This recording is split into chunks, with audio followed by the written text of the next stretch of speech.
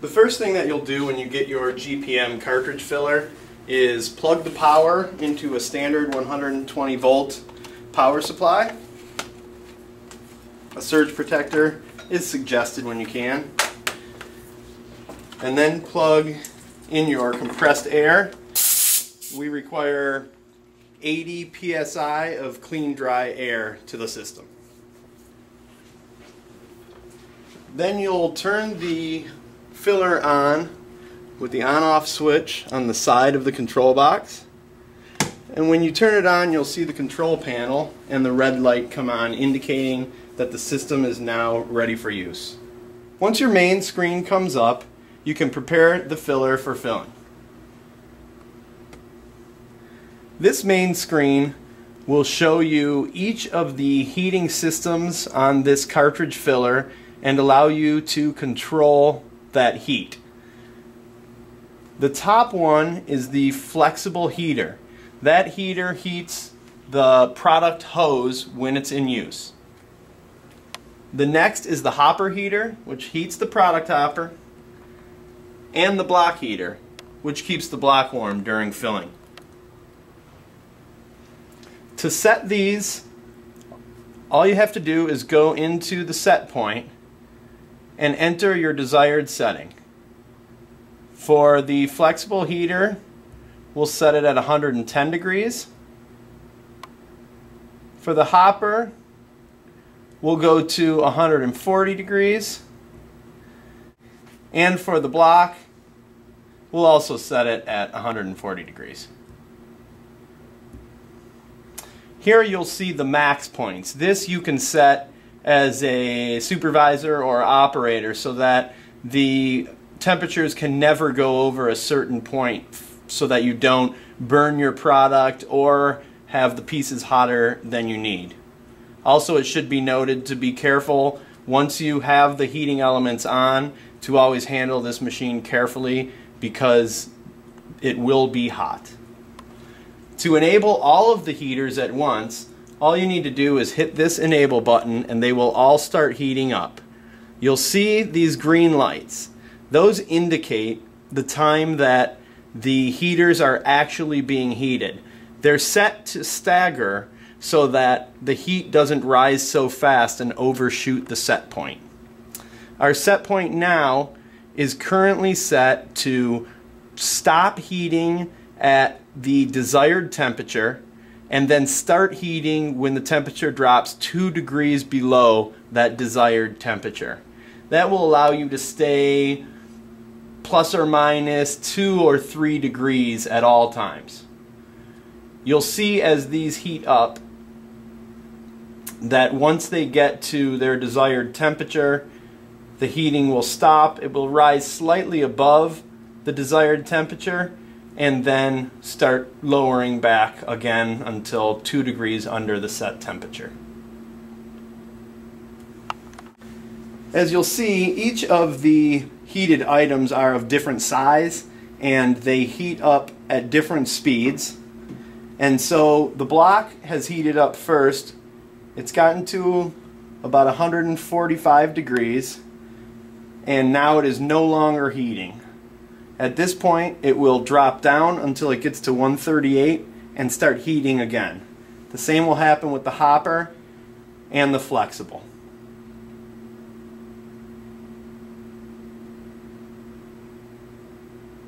Watch as we hit 138 on that block, and now that has enabled the heaters again. And this system will continue until you turn off those heaters to keep each of those elements within a few degrees of the desired temperature. After the initial heat up, the variance will stay tighter as you go. The hopper heater thermocoupler is in this braided metal line. It is attached to the hopper with a set screw after you place the thermocoupler in. The block heater also has a small cartridge style heater and a thermocoupler that is kept in with a set screw here.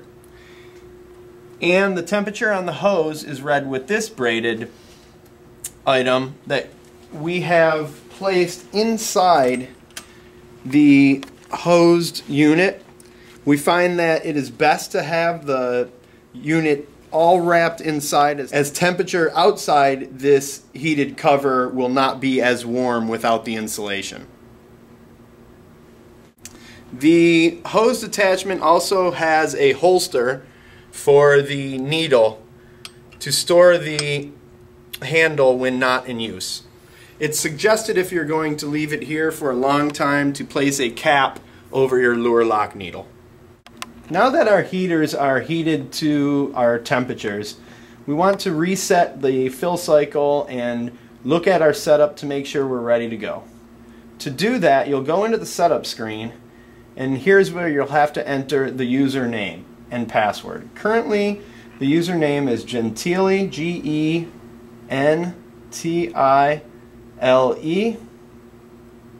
and the password is 8300. Once you have that entered, you can log in, and at this time you can control the setup. This screen controls the delays between our rotary piston, the main piston, and the rotary piston return. Once you're ready to fill, you'll want to pour your product into the product hopper.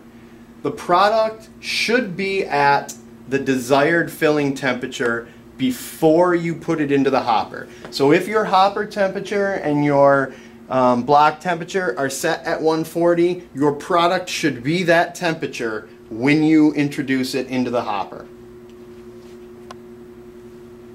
The hopper itself can hold up to 12 ounces of product, but you can run it easily with 6 or more ounces of product. It will run with less, but it's not really suggested to start with less than 5 or 6 ounces of product.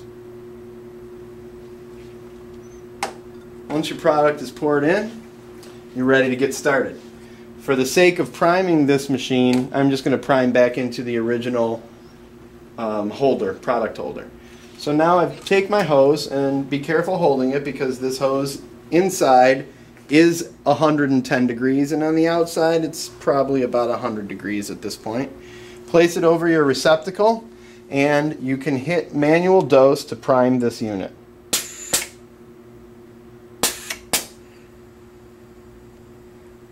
Based on where your fill setting is set, large or small, will determine how many cycles it will take to prime this filler. We're going to watch at this setting and keep track of the fill cycles to see when we start getting product out. Keep in mind that the product needs to prime all the way through the valve block and then fill the hose before it will start filling. The setup screen that shows the rotary piston forward dwell, the main piston forward dwell, and the rotary piston return dwell. We have these set at 1/4 of a second to optimize speed.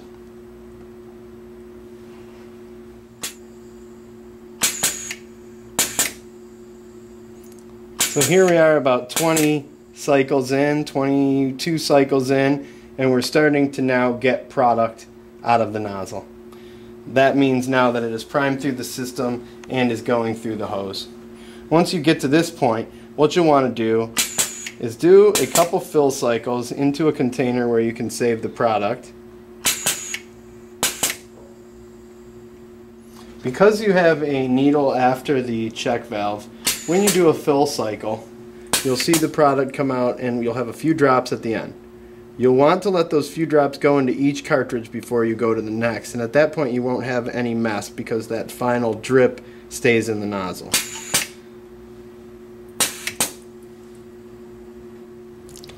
Okay, now that you're ready to fill, you'll need to dial in your fill volume. The best way to do that is to have a container that's well larger than the needed size to fill into to make sure you don't overfill your first containers. Once you get this dialed in, you can mark the cylinder and then you won't have to do this setup every time. But the first time you'll need to do this setup. So we will tear out and zero out a container on a scale and fill a cycle.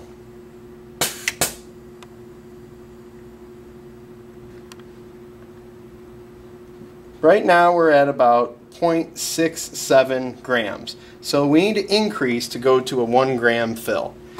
To increase, you need to open the cylinder so that the piston rod travels further. So we're opening up the stroke on this piston rod. What I'll do is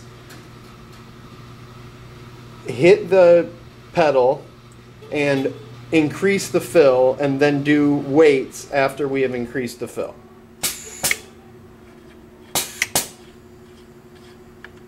When you open up, what you'll find is that your sensor in the back needs to read the back locating pin, or else it will not allow you to do a second cycle. So if you loosen this set screw, you'll need to use a wrench. In this case, I have it loose for the sake of setup. And I'll slide it and then do another fill cycle. Open us up a little bit more. Make sure it indicates in, and then we're going to test our weight again to see where we're at. I'll zero this out. Do another fill. As you can see, I've got us up to 0.92 now. So we'll increase the fill one more time.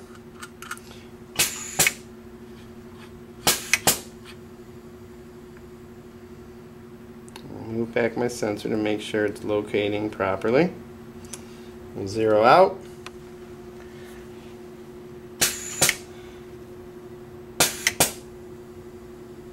Do another fill. You'll see we're real close at the 1.04, 1.06, so we're about 6% over right now. That's a little higher than I'd like. So I'm going to turn this in a little bit. For very small adjustments, you can do it with the air on and the piston back. But for larger adjustments, you're only going to want to adjust when the piston is in its forward position. Now that we've adjusted our fill, we're going to check to see if we're closer to the 1 gram. And here you'll see we're right at 1.03, 0.04 roughly, which is within a 5% tolerance, so we are ready to fill. At this point, you can tighten your set screw on the fill so that that fill stays accurate. Tighten your set screw on the sensor so that your sensor keeps its place, and you're ready to go. Once you're ready to start filling, you can prepare your cartridges in a tray and just put the needle in the opening and fill.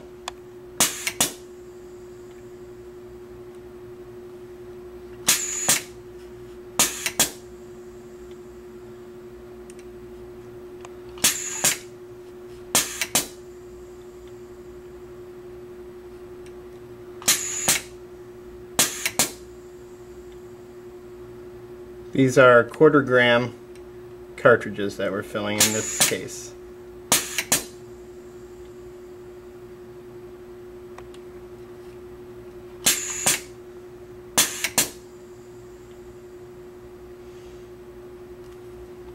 There you go.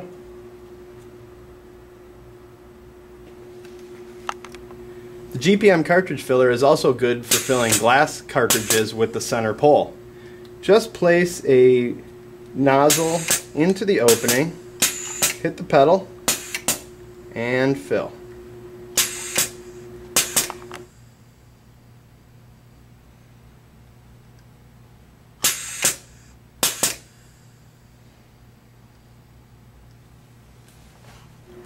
When filling glass canisters, such as these 1/2 gram canisters, with thicker products, you might want to fill in 2 1/4 gram fills to give the product time to settle into the area between the center pole and the wall. This is a construct of the product itself and not the filler. So if your product is thinner, you might not need to fill in 2 doses, but if it is thicker, you may need to. In that case, you fill each one with your 1/4 gram first and let that settle.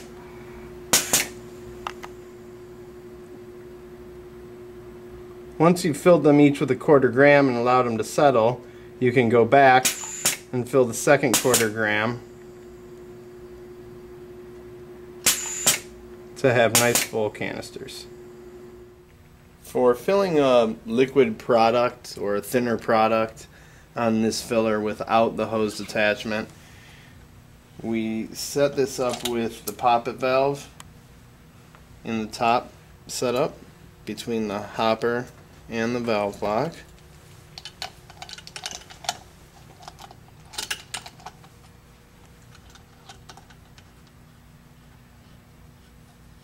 And we also have a poppet under the valve block above the nozzle. This poppet valve pops in here, and you have your gasket sealing above it, and then it goes right in here, and this will prevent any leaking from the nozzle when you're filling a liquid product in this filler or a thinner product.